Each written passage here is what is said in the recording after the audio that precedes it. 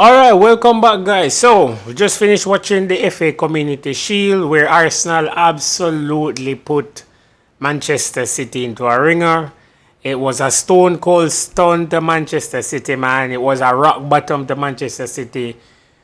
Choke slam, tombstone, anything you want, any of these wrestling moves, pedigree, RKO to Manchester City, man. It was a complete domination by Arsenal from the beginning of the match to the end. From start to finish, it was a complete domination from Arsenal. But let's get into it. So, first of all, I just want to point out for Manchester City, it didn't look good at all, man. They were very abject at times on the ball. The passing was not very well executed. The movement was off. The defending was off. Not a lot of link up play. It was not very, very, very good. Haaland was isolated for large parts of the match. Didn't really get a chance to really show his ability on the ball. Yeah, man, like lots of stuff, man. But it just wasn't really good. They didn't click from the minute one. They didn't really click. They didn't seem up to it. No, I don't know if that was down to match fitness or something. I mean, I don't think so because at this point in this season, everybody should be close to match fitness, right? I don't know what it was, man, but like they were off it. They were off pace. Arsenal from the get go just looked like they were at it. They wanted to win this. They wanted to make a statement. And yeah, it was really abject from Manchester City. I have to say, I was very surprised by it, right? Very surprised by the performance overall. Just to name a few players that they did okay for Man City. I think Semenyo played well. Given everything that happened, I think he was the liveliest player. I thought Cherky when he came on second half did well, I guess, right? He was moving the ball well. I think Grealish looked good in parts, but I don't know if Grealish is gonna feature heavily for this manager. But I just think the rest of the team, man, just looked well off it, man. I don't know what it was. I don't know if it's a case where maybe Arteta had a different game plan, but Arsenal came out the blocks, man. Arsenal came out the blocks. Scored a goal in the first minute. Very well set up by there for Calafiori to finish.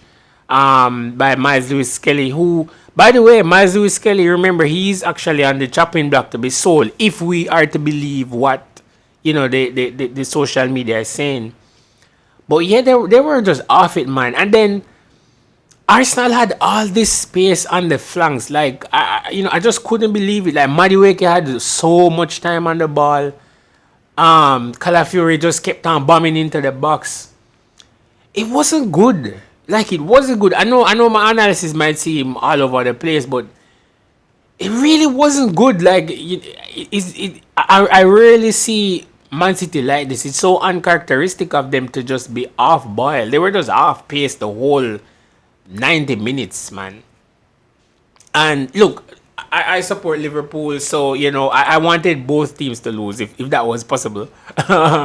So, but I just expected a more competitive match, maybe a 2-2 or a 1-all draw or something, man. But like it was chalk and cheese, man. Like they were getting run through like a back road prostitute, man. Like they were just getting hammered like a nail, man. Like it was, man. It was something else, man. It was something else.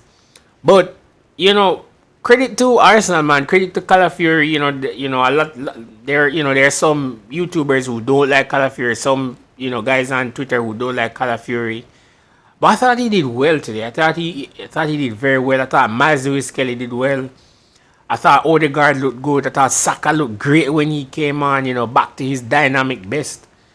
They made Madueke look good, and he's not good. I'm not a fan of Madueke. If you're an Arsenal fan and you're listening and you disagree, let me know. But I'm not a fan of Madueke at all. I think Madueke is an average player. But kudos to him. I think he did well today. Like they couldn't cope with him. He was always in space. You probably wish he could have done more with the ball when he was in space. But yeah, man, the second goal as well, terrible from Donnarumma, terrible from Donnarumma there. That's a save that he should make. But overall, man, it was just not a good performance from Man City.